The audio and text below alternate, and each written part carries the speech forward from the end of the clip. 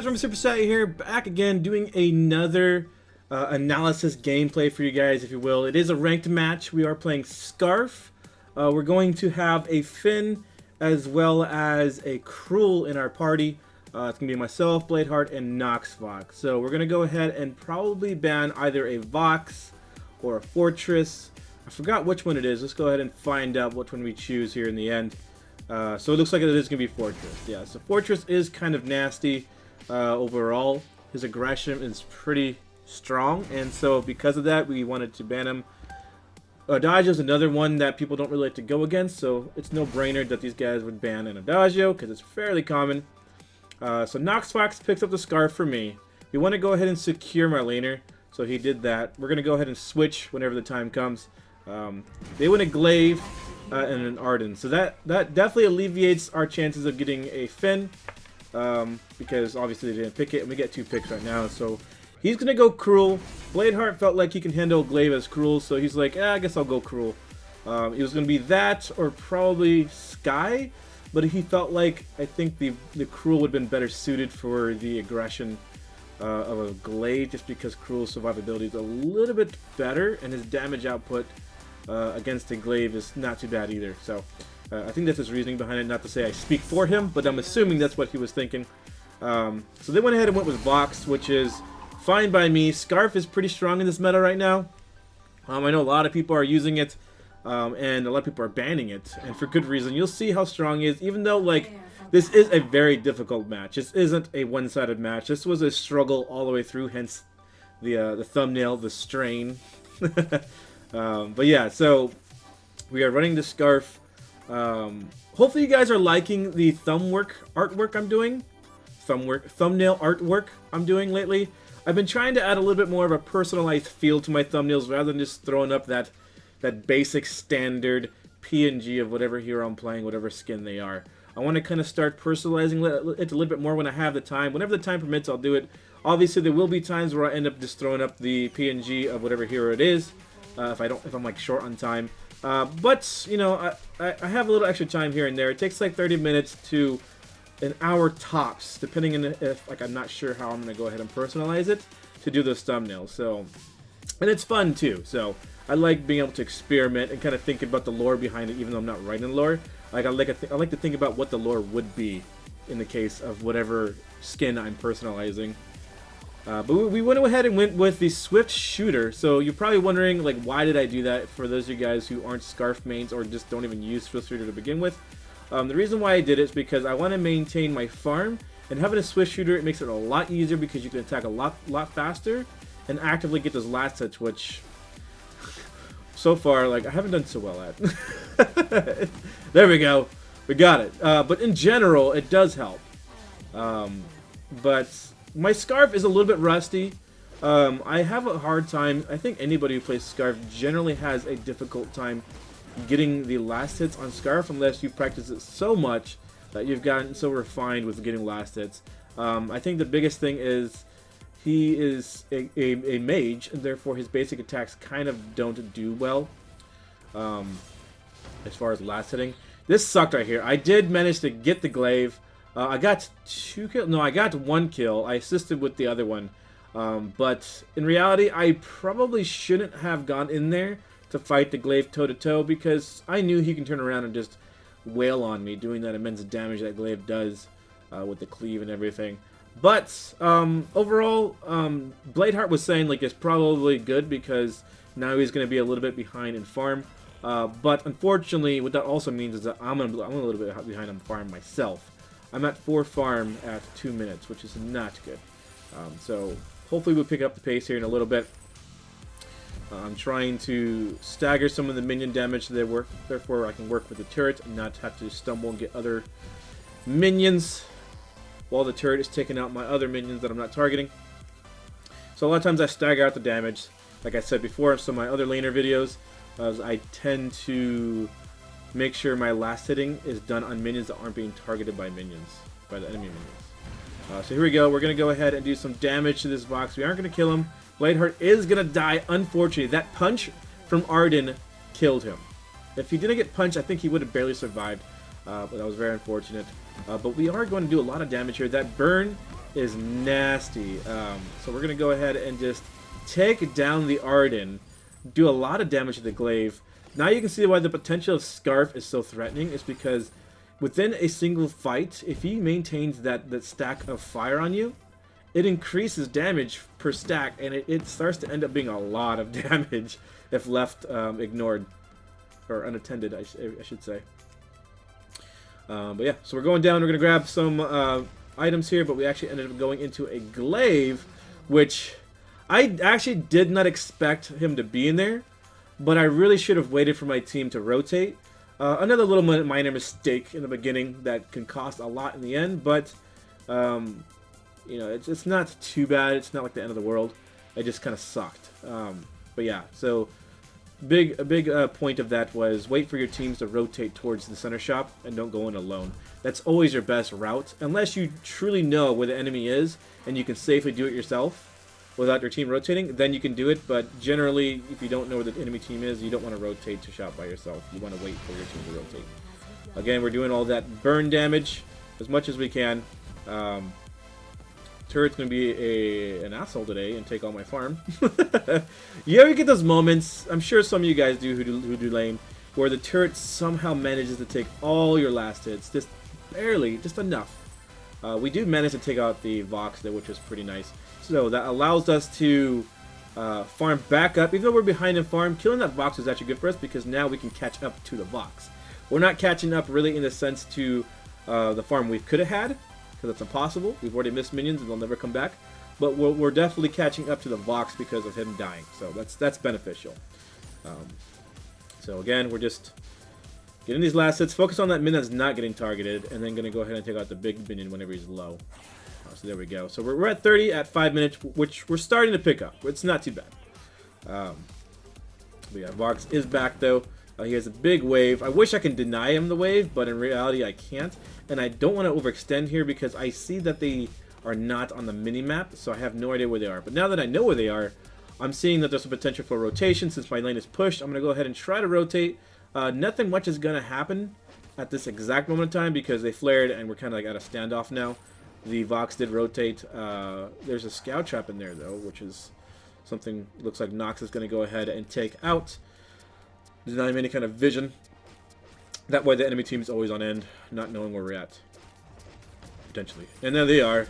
The rotation was actually really nasty here in my lane, but I do manage to survive the entire fight, I think. I don't think I die here. I think I come off with a little bit of health and end up killing quite a bit here.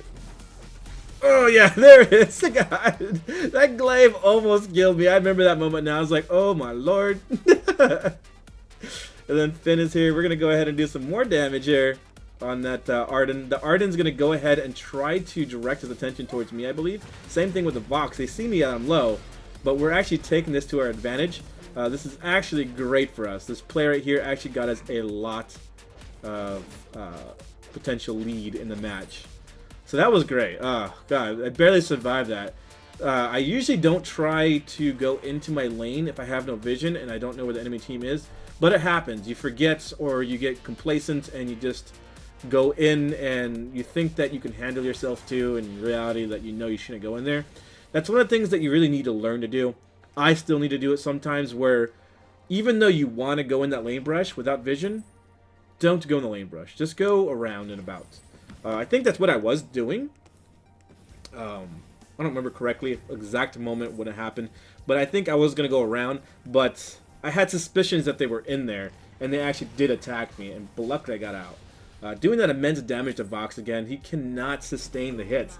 As soon as I land that Spitfire, his range is shorter than mine, so therefore I can maintain pressure on him without him hitting me very much unless I get the resonance applied to me and he starts sonic zooming, but other than that, like, the damage potential is crazy on Skaarf right now. We are going to try to go ahead and do it again, but he does dash out of it. Trying to make sure we get our farm as well. We're at 40 at about 7 minutes 30 seconds, which is it's not ideal. But we're doing good, though, as far as the aggression in the match. Just our farm is hurting a little bit. I would have to say, personally, like, farm is definitely super important. But sometimes, in very certain situations, the cost of farm is severely outweighed by the presence of yourself in jungle. I do get the box though, so that was good. That was a good trade. I was going to get ganked. I probably could have just backed out completely and been safe, but I did manage to get the box, and therefore I did make up for a little bit of the overextending there for me. I stayed a little too long in that fight. My team is picking up... Oh, they didn't pick up anything. My team got picked up by the enemy, which was not good. Like I said, this match was not a walk in the park. These guys are playing pretty well. We both make mistakes here and there, but it's definitely, because it is a ranked match, generally they shouldn't be a one-sided match unless you just get a really good footing or you get the better draft. Here's a great moment for me. I think I may have died, but I do manage to get him off of the minion mine and take a kill for myself. And also, no, maybe I do die. I died by the scout trap box. That's what it was. If the scout trap wasn't there, I may have survived potentially. But I felt like that was great because I denied them the minion or the gold mine, which is pretty important. If they get that, that's a lot of gold that they increase in their pool, and therefore they get an advantage that way. And denying them that, as well as taking a kill, so 1-for-1, was a win in my book, personally. But yeah, so that was pretty good, I felt. Again, my farm is still hurting bad, though. I'm probably going to check the farm on the box. There it is. Yeah, so he's at 73. He's definitely beating me on farm, but I feel like I'm beating him on rotations overall. To say that one is better than the other, it would be hard to say, saying I have less farm, but I'm rotating better, so my team's doing better overall in the jungle. But I wouldn't just go out and say that I'm doing better overall. I'm just doing better in certain aspects. Whereas he's doing better in farm, I'm doing better in rotation. So as far as gold revenue, I don't know where we're at. I would say we're probably still pretty even. Even though I'm behind in farm, I think we've had a lot more kills, and we've had maybe some better control overall in jungle, and therefore maybe they've stolen some nodes from them. Who knows? But yeah, so we're maintaining our... We're not maintaining our farm. We're trying to pick up our farm here. Missing some minions. It's just the rustiness, I feel. It's not that, you know, it's that hard. It's not that hard as it's shown here to last it. It's definitely hard, but it's not as hard as I'm making it look. I think a lot of it is just my lack of experience recently with Skaarf. It's really hurting me. You guys know I play a lot of Ringo, so it's really starting to take effect with the Skaarf. I'm not used to the damage output on Skaarf's basic attack anymore, so my timing's probably off, and it's really starting to show. So that is why I'm playing Skaarf, though, because I know that. I've always known my Skaarf to be very hard to CS with, and that's why I pick up the Swiss Reader to help with that. But I'm playing Skaarf to get better at CSing with Skaarf. If I, you know, it's one thing to like be like, oh, I suck with Skaarf because I can't CS. I'll just never play him. Well, that kind of denies you any sort of versatility in drafts, and you need to practice heroes that you're not good at, especially if they're in your role.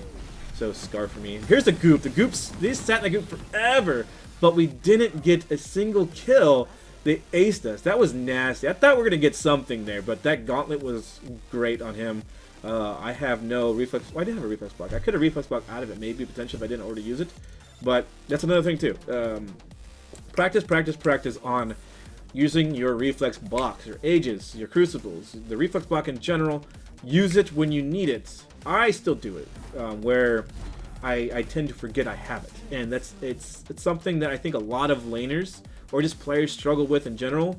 And I would highly recommend practicing it because I've had situations where if I was a little bit better, I could have blocked something, you know, stuns or damage or whatever it may be to survive or get out of gauntlets. Practice that for sure. That's one of the key things to have as a player, is the ability to use your items when you need to use them. Even as a laner, even as a jungler, that reflex block is crucial to allowing even your support to help support you. Your support can't help you until you help yourself, pretty much is what I'm saying. They can only do so much. But yeah, so that's another thing too, like I've seen in the past where like they're like, oh my god, where's our support? God, Like, he didn't vanguard me, or he didn't do this. And in reality, like, that guy didn't use any of his items to prevent damage. I've seen it, and I've done it. You know, and it's something that just a lot of players have to practice, myself included. Looks like I did block something there. I don't know what I used it on. I didn't see it, but I blocked something. Hopefully. I'm trying to do some poke damage. I can't quite get a lock on these guys because they're dodging it quite easily. So at some point, I think I decided, like, okay, I'm gonna go ahead and get my farm. It's not happening. So here we are. Yeah, I'm just starting to get my farm now. It's like, forget it.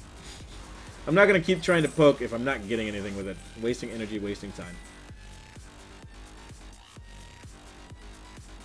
Alright, so we're rotating down. We got no energy. We're going to grab the regen here, get some health and energy back. We're going to go ahead and go for the backs as well. But the reason why I'm doing this is my lane is pushed. I don't want to extend. So therefore, I need to catch up on farm too. So if my lane is pushed, excuse me. If my lane is pushed, I cannot maintain my farm. So the best thing to do is if your team is taking theirs, take your teams. Take your junglers. Because by the time they come back to it, it should be coming close to being spawned again. It's just more efficient overall for gold. But yeah. Because it doesn't put... If he grabs the enemy's minions in jungle, and you take his, he's not behind by you taking it. He's actually the same as if you were to take his jungle. But instead he took the enemy, denying them gold, maintaining his farm, while increasing my farm. That's essentially the idea. So even though he doesn't get like that extra nudge in farm, I do. So that's convenient. I know they're probably sitting in there, so I'm just throwing some Spitfires. I want to keep my distance from Glaive, but I'm just trying to do a little bit of damage so that way when the fight does break out, we can go ahead and work around that. Here's where it kind of gets nasty, though. I'm separated, and they're on the wrong side. I don't say they're on the wrong side, but one of us is on the wrong side, and the fights just do not go well here. I'm trying to poke what I can, but I'm in a position where I cannot safely do the damage I need to do. I'm trying to do it now, but at this point I get separated completely from the team, and it was not good positioning on my part or on my team's part in general. We got outclassed in that fight by far. I think mainly it was just a matter of maybe where I came down from, or just where my team was positioning themselves in accordance to where I was getting ready for a fight, and maybe they weren't even ready for the fight. Who knows? I don't remember the exact conversation at that moment, but there may have just been a lapse in communication, which is important too. But it looks like, you know, Bladeheart's going to do a lot of damage, but I don't think he picks up anything. But he does, in fact, wear off the glaive for the time being, so that I can go ahead and get there and do some damage to him.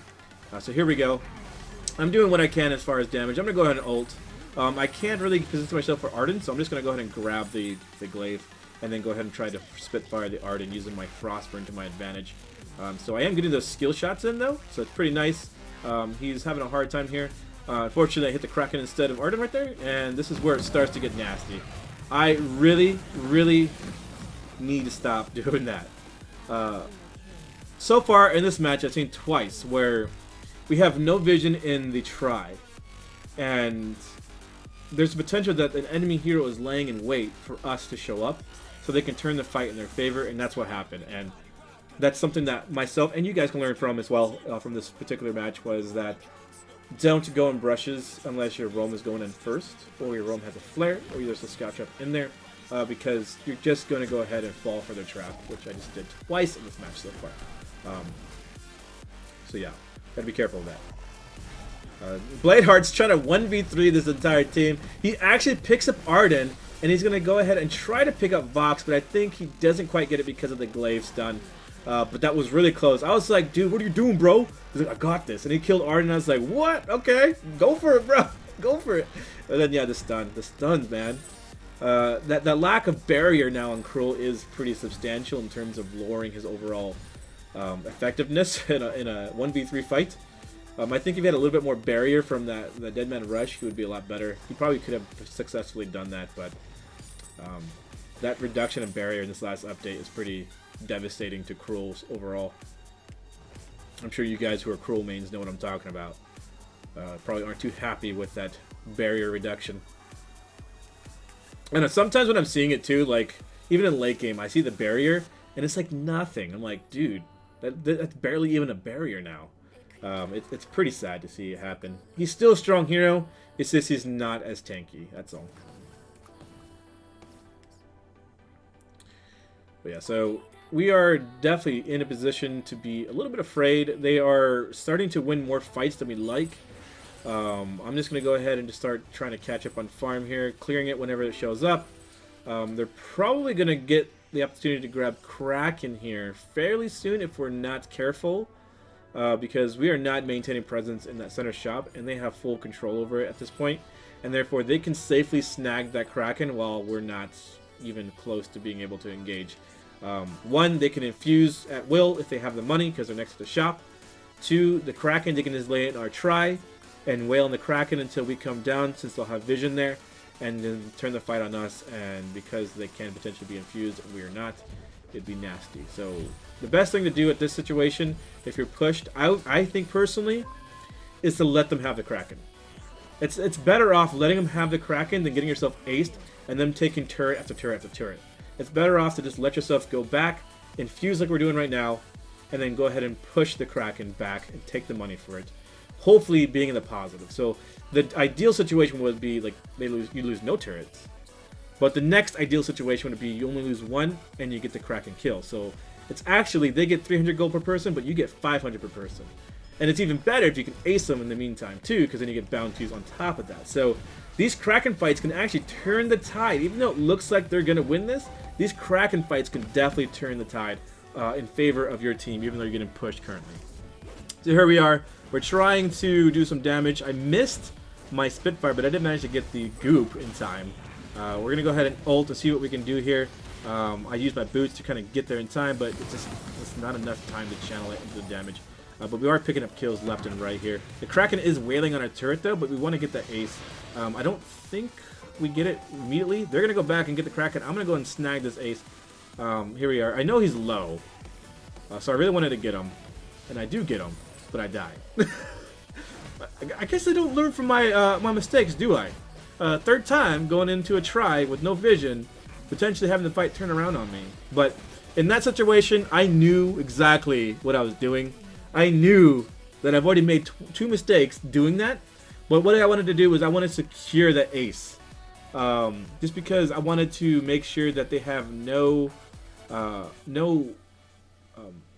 of their allies gaining farm at the time when we're actually trying to recover from this, and we can get those the heals and stuff from the damage we've taken. But in reality, I don't think that's really relevant. I think in reality I just really wanted to kill. I'm just trying to justify why I'm doing it. I was just trying to justify it. I mean, but it was still an ace is an ace, right? Aces are cool. But yeah, so I can't really say if that was the greatest of ideas, but it was definitely cool getting the ace. So we're at 10 kills, 8 deaths, 3 assists, 122 farm at 21 minutes. The farm is, that's disgusting. But we're managing to hold our own. Even though we're behind in objectives in terms of turrets, it can still go either way. This is a long game, so now spawn times are getting really long. So the moment we ace them or get them down to at least only one hero left, we can push for a lot of turrets, like 2, maybe 3. Depending on where we're positioned. So because they haven't lost a single turret, we can potentially get 3 turrets in one sweep. The only ones that would be hard to get would be like if we were trying to get in their base and get those double turrets. Those are kind of hard to get. We are having a little bit of trouble here. We're not quite being able to do what we want to do here. The stun ultimate was nice. This is kind of a weird fight for me. The ultimate was mediocre at best. It wasn't the best ult, but it did do some damage, and we did pick up a lot of kills. Here's another clutch survival by me here. Just barely surviving that. Any more resonance bounces, I would have died. At this point, we're just trying to let Cruel or Bladeheart get the kill and then get the ace. Now we're going to grab turrets here. Alright, there we go. We got 1 turret. We can go for another. I don't know if we get 3 at this point. I think we're waiting for minions at this point. But we do manage to get 2. So that's good. That's a good sweep of gold. That's 600 gold plus the bounty gold. So that was a huge influx of income in our team. Huge. Substantial. So like that fight just right now hurt them so badly in terms of their footing in the win or in the match. And we're also grabbing all their jungle too. So not only is it the bounties, which could add up to quite a bit per person, but also the 600 gold per person, plus all the jungle farm on their side, as well as our own when we go back. So one big sweep of gold. It was amazing. That really got us back in this match, I felt. I'm double infused. I think we're ready for a fight here. We're going to go ahead and try to position ourselves in a position where we can go ahead and just wreck him here. These sword tosses from Cruel, going in with the ult. I tend to want to use my ultimate over a overdriven goop nowadays. I feel like it's pretty strong. It's a lot stronger than it used to be. We do manage to take out Ardent and Glaive, and then we finally pick up the kill on Vox here. A lot of times I do know that I can miss my Spitfire, so you'll see I immediately goop regardless, because there's always a potential that I can still apply the burn with the goop. So that's a little tactic you can use with Skaarf, is you don't have to wait until your Spitfire hits. You can also goop before it lands. Therefore, it ignites it before you miss, you know, before it gets too far away. So that way you still apply that burn and you still can apply that overtime damage. It's really important for Skaarf to be doing those combos, the Spitfire goop combo. If you just use Spitfire, then you goop once it's applied, you're wasting time. You need to have that. So here we are. I told you, like, it was a big sweep. We got that big sweep of gold, we got another ace, and then got that two turrets and then the Vayne. So you can see where, like, the slide in our favor really happened. Those prolonged games, even if you're losing, like, don't lose hope, don't lose motivation. A lot of people tend to, like, be like, oh, it's game over, GG, surrender. They keep acing us, surrender. And I'm a person who's like, I never like to surrender, just because you never know what happens. So I highly advise always trying to run the course of the match, even if you're losing, because you never know. They might mess up. They are human too. They're not robots. They're human as well, and they can make mistakes, and mistakes will happen from time to time. And that can end up a win and more elo for you. So here we are. Do I check my elo? Yeah. So I'm Credible Threat, Gold, looking good. Getting back up to POA Silver where I left off last season. Hope you guys enjoy. I'll see you guys next time. Later!